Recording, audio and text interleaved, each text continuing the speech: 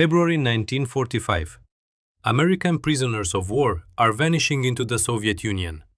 Not violently, not in the chaotic, sudden way men disappear during combat, swallowed by the fog of battle and never accounted for. This is quieter than that, more deliberate. These men are vanishing in the precise, administrative way that things vanish when a state apparatus has already decided on an outcome and is now using paperwork, delay, and procedural friction to guarantee that outcome, all while performing the gestures of cooperation for anyone watching. The prisoners in question are Americans liberated from German camps by the Red Army as it pushes westward through Poland and Eastern Germany in the final months of the European War. Soviet forces are overrunning the stalags, the sprawling German prisoner of war facilities holding Americans, British, and other Allied servicemen captured across years of fighting. Freeing these men is not a Soviet objective. It is a side effect. A byproduct of operations aimed at destroying German military power, not at rescuing anyone inside those fences. The men are escaping German captivity. They are not arriving under American authority. And the Soviet government has specific obligations here. The Yalta Agreement, signed by Roosevelt, Churchill, and Stalin that same February, lays out explicit terms for repatriating liberated prisoners of war. Allied prisoners are to be gathered at collection points, fed, sheltered, given medical care, returned to their home nations as quickly as transportation allows. The language is unambiguous.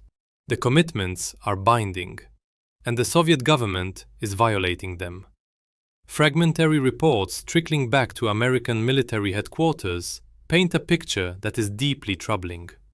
Some liberated Americans are being held in the very same camps they were just freed from, under guard, with scarce food and almost no medical attention.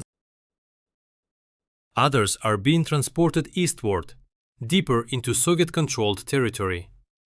Moving in the exact opposite direction of home, still others sit for weeks, then months, while Soviet military bureaucracy processes repatriation paperwork with the particular grinding slowness of a system that has received quiet instructions not to rush. Why the Soviet Union fails to return American prisoners during the winter and spring of 1945 is a question historians have answered in competing ways for 8 decades now. Those answers do not cancel each other out. One explanation centers on Moscow's own repatriation crisis, the millions of Soviet citizens held in German-controlled territory as prisoners, forced laborers, and trapped civilians whose return Stalin considers an urgent national priority. American cooperation on Soviet repatriation efforts becomes leverage, a bargaining chip. Another explanation points toward Soviet intelligence services, which have their own interest in these captive Americans, debriefing them about what they witnessed and overheard during years in German custody. That process demands time. It demands continued control. A third explanation rests on the specific nature of the Soviet military bureaucracy itself, an institution that operates through a blend of institutional inertia and purposeful obstruction, and from the outside, telling the two apart is nearly impossible. General George Patton wastes little energy on the question of why. Patton commands the Third Army as it tears through Germany in those final months. His advance is dragging him face first into the human wreckage of the German war machine, concentration camps, prisoner of war facilities, displaced persons compounds, forced labor installations. The physical residue of everything the Third Reich has inflicted on the people beneath its boot. Patton is managing all of it at once. The logistical and administrative demands of an army in full offensive motion, layered on top of the immediate human catastrophes that every mile of advance keeps exposing. American prisoners trapped in Soviet-held territory represent a crisis Patton has no direct lever to solve.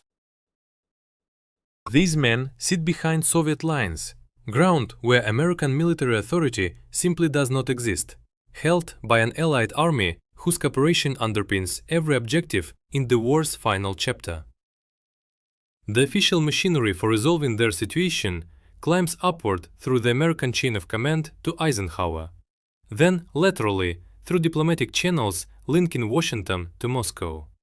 And that machinery is producing results best described as insufficient.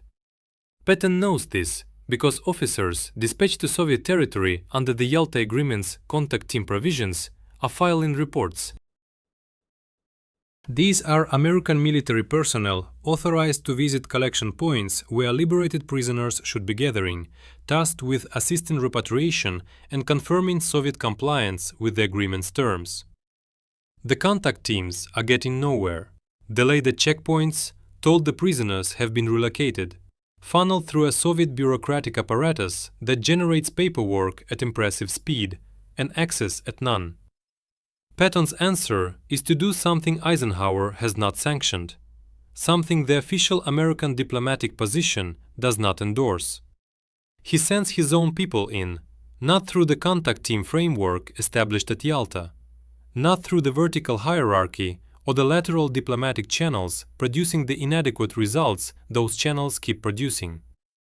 He finds American officers who speak Russian, men possessing the exact blend of stubbornness and adaptability that unauthorized operations in Soviet territory demand. He sends them east. Their orders are simple: locate the American prisoners, confirm their real condition, their real whereabouts, their real treatment. What comes back is grimmer than the fragments already trickling into Third Army headquarters through sanctioned channels. American prisoners endure conditions ranging from miserable to outright dangerous. Men who survived years in German captivity are now sick and starving, and the Soviet collection point system lacks the capacity or the will to address it. Medical care mandated by the Yalta Agreement falls far short of adequate levels. Food is insufficient, shelter is substandard, and the repatriation timeline, which the agreement specifies should proceed as rapidly as possible, is governed by Soviet administrative machinery that betrays no particular interest in what "as rapidly as possible" actually means. Patton brings this intelligence to Eisenhower. He does not deliver it as a subordinate, quietly raising a concern through proper channels. He delivers it with the specific force of a commander who believes American soldiers are being mistreated by an allied army, that the mistreatment reflects deliberate policy, not administrative incompetence, and that deliberate policy demands a response the official channels are failing to produce. Eisenhower is navigating the Soviet relationship with the calculus of a supreme Allied commander who grasps a hard truth. Soviet military cooperation remains essential to Germany's final defeat. The Berlin question. The convergence of American and Soviet forces on the Elbe, the dozens of coordination demands compressed into the war's closing weeks, all of it depends on a working relationship with the Red Army, one that a direct confrontation over prisoner treatment could shatter. But he is also navigating that relationship as a man reading the same reports Patton has read. A man who has pursued repatriation through diplomatic channels with the mounting frustration of someone receiving the appearance of cooperation without the substance. The diplomatic channel Eisenhower has been working runs through the American military mission in Moscow, led by General John Dean. Dean has been managing Soviet coordination on repatriation and related questions since the mission's founding in 1943.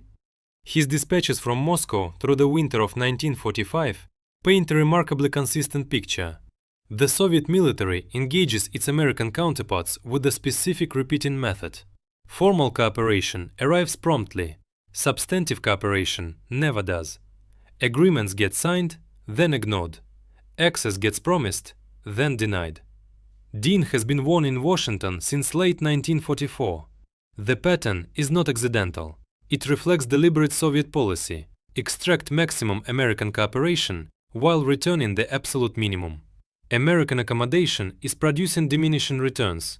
The Soviets have concluded that the accommodation will continue no matter what they do.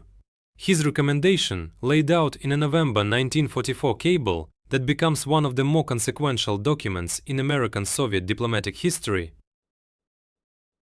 is blunt. The United States must stop granting concessions without receiving concrete concessions in return.